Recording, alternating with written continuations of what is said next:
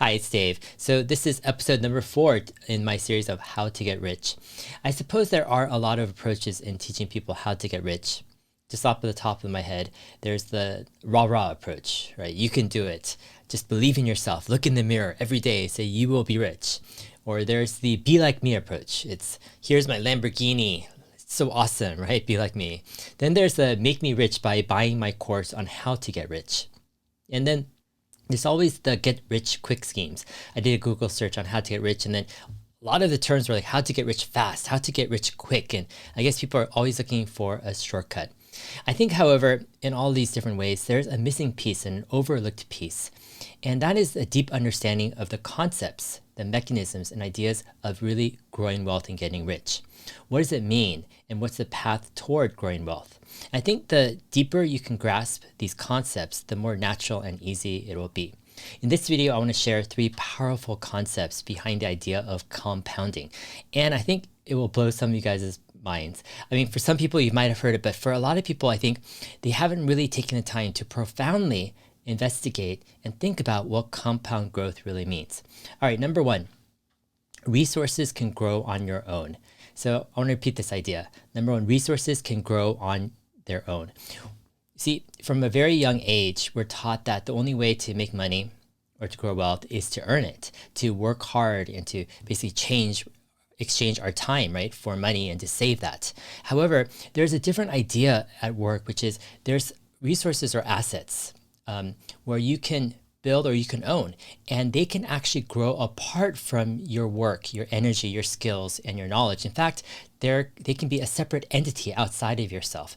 And to understand this really is kind of opening one's mind to a whole new world where resources have a life of their own in a sense, and then these resources can grow on their own. And in some ways, I think it's helpful to actually divide kind of earning power. So you've got, I think, one traditional kind of sense of earning power. And this comes from your energy, your health, your own mental faculties. Also, you put together your skills, experience, and knowledge.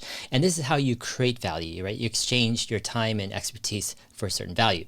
But then there's a whole different realm of earning power, which is purely from the assets or resources itself, which these assets have their own earning power in themselves. For example, you have intellectual property. You might own, let's say, a song or a domain name even. You might be a partial owner in a business or a full owner. You might have real estate or stocks or bonds, etc. And all of these are resources that are kind of their own life, right? And they can grow by themselves.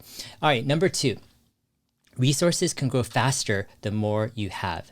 So you might think that the more resources you have, the less time you have for them, right? You're so busy and thus they grow slower. But in pure absolute terms, resources grow more the more resources you have. Let's say you take a 5% growth or gain on $1,000. So what you have is you have $50, right? Let's say you made that in a year.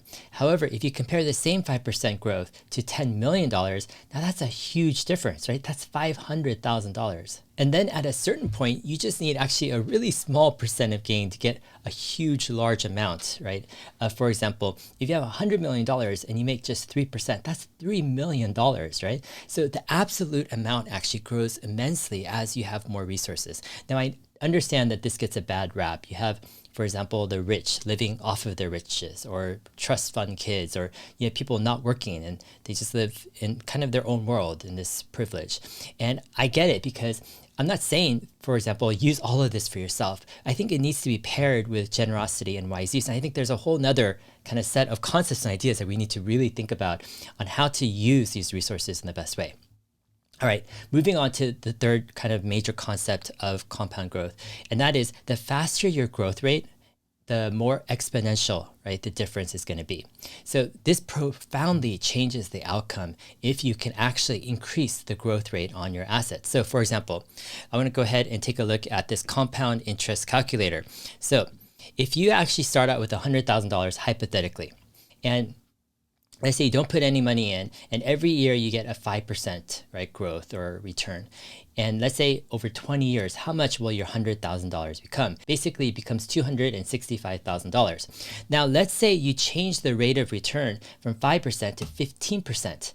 Now, this amount drastically increases to $1.6 million, right? Just by changing the rate of return from 5 to 10% every year. Now, let's go back to 5% and let's let's actually go to the years of growth, and let's increase the years of growth to 40 years. So after 40 years of compounding at 5%, your $100,000 will become $700,000. But let's increase this rate of return to 15%. What happens? You get $26.7 million, right? Just by increasing the rate of return, increasing the years of growth, right, from 20 to 40, and you've got a huge, profound, right, big difference there. All right, so what does all this mean? I think if you can actually combine all of these three concepts with really deep and clear understanding, you've got a huge advantage. So number one, resources can grow on their own. Number two, resources can grow faster the more you have. And number three, the faster the growth rate, the more exponential, right, the difference is going to be. So if you combine, right, the idea of having these independent growing assets with the power of compounding, now you've got the basics, the foundations, the underpinning of wealth generation. And I think it goes much beyond just earning and saving money and then using it all up in retirement. Rather, you're increasing, let's say, your earning power by creating value. You're exchanging what you earn for resources that grow on their own. And then you focus, right, on compounding, right, those resources, the growth of those resources at a high enough rate and over a long period of time, which gives you an edge as an investor. All right, I hope this has been helpful. If it has, go ahead, like and subscribe. I've got a few more videos in this How to Get Rich series. And I think they're really foundational, and I really want to cover kind of the essence of some of these concepts that I think oftentimes are often glossed over. Anyways, go ahead and subscribe. All my videos can be found as an audio podcast. Just search for Dave Lee on investing in your favorite podcast player. I'm also on Twitter at HeyDave7. See you guys in my next video. Thanks.